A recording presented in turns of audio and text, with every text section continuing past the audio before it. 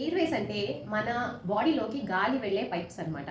ఈ పైప్స్ ఇలాగా ఇక్కడ నుంచి స్టార్ట్ అయ్యి ఇక్కడ బ్రాంచ్ అయ్యి 2గా డివైడ్ అయ్యి 23 టైమ్స్ ఫర్దర్గా డివైడ్ అయ్యి చిన్న ఎయిర్ సాక్స్లోకి ఎండ్ అవుతాయి అనమాట. వాటిని ఆల్వియోలై అంటాము.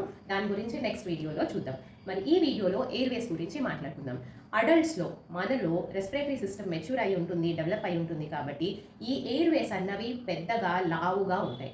పిల్లల్లో 0 to 8 ఇయర్స్ పిల్లల్లో respiratory system maturation and development ఇంకా కంప్లీట్గా అయి ఉండదు. కాబట్టి వాళ్ళల్లో ఈ ఎయిర్వేస్ అన్నవి సన్నగా చిన్నగా ఉంటాయి. ఏదైనా డస్ట్కి మనం ఎక్స్పోజ్ అయినప్పుడు జనరలీ ఈ ఎయిర్వేస్ అన్నవి ఆటోమేటిక్గా కొంతవరకు నేరో అవుతాయి. మనలో జనరలీ అడల్ట్స్లో 1/4 నేరో అవుతాయి అనమాట. ఇంత ఉంటే ల్యూమెన్ కొంచెం తగ్గుతుంది 1/4. బట్ పిల్లల్లో ఈ ఎయిర్వేస్ అన్నవి హాఫ్కి సన్నగా అయిపోతాయి. సో పెద్దగా ఉండేది దాంట్లో సగానికి సగం మూసుకుపోతే గాలి తీసుకోవడానికి పిల్లల్లో చాలా కష్టంగా ఉంటుంది కదా. ఇది one of the reasons. Next, cold and cough వచ్చినప్పుడు మనం గాలి తీసుకోవడానికి ఇబ్బంది పడుతూ ఉంటాం కదా. సో దీన్ని రెసిస్టెన్స్ అంటాం, ఎయిర్వే రెసిస్టెన్స్ అని. మనలో ఈ రెసిస్టెన్స్ ఎంత అయితే ఉంటుందో పిల్లలకి దీనికన్నా 4 టైమ్స్ సివియర్గా ఉంటుంది. ఆ ఎయిర్వే డయామీటర్ తగ్గిపోవడం వల్ల ఈ రెసిస్టెన్స్ అన్నది ఇంకా పెరుగుతుంది అనమాట.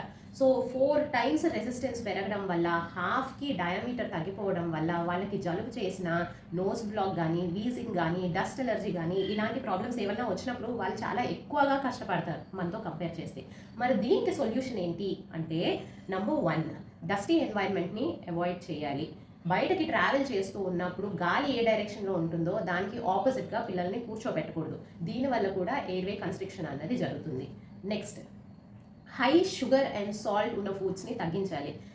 పెద్దవాళ్ళకి ఎలా అయితే హై షుగర్ ఉన్న ఫుడ్స్ ఇన్ఫ్లమేషన్ క్రియేట్ చేస్తుందో పిల్లల్లో కూడా high salt and sugary foods ఇవ్వడం వల్ల క్రాంకీనెస్, హైపర్ యాక్టివిటీ, గ్రోత్ సరిగా ఉండకపోవడం, చాలా ఫ్రీక్వెంట్గా ఇన్ఫెక్షన్స్ రావడం, వచ్చిన ఇన్ఫెక్షన్ తొందరగా తగ్గకపోవడం లాంటి ప్రాబ్లమ్స్ వస్తాయన్నమాట.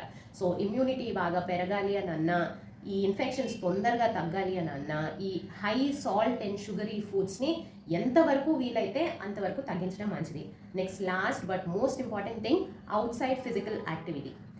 బయటకు వెళ్ళి కూర్చుని ఆడుకోవడం వేరు, బయటకు వెళ్ళి పరిగెడుతూ ఆడుకోవడం వేరు. బయట ఇలా hopping, jumping, running or any kind of physical activity చేస్తూ వాళ్ళు ఆడుకుంటున్నప్పుడు వాళ్ళ లంగ్స్లోకి ఎయిర్ చాలా ఎక్కువగా వెళ్తుంది compare to normal activity.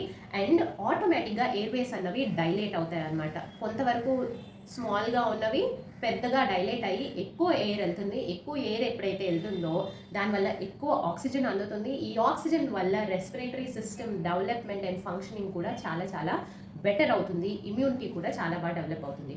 So avoid dusty environment, reduce high salt and sugary foods, and outdoor physical activity is very very important, especially in children, to improve the immunity and fight the respiratory infections. Hope the information is helpful. Spread the message. This is Dr. Krishna Priya, physiotherapist from KP's R Health, helping you to help yourselves. Thank you.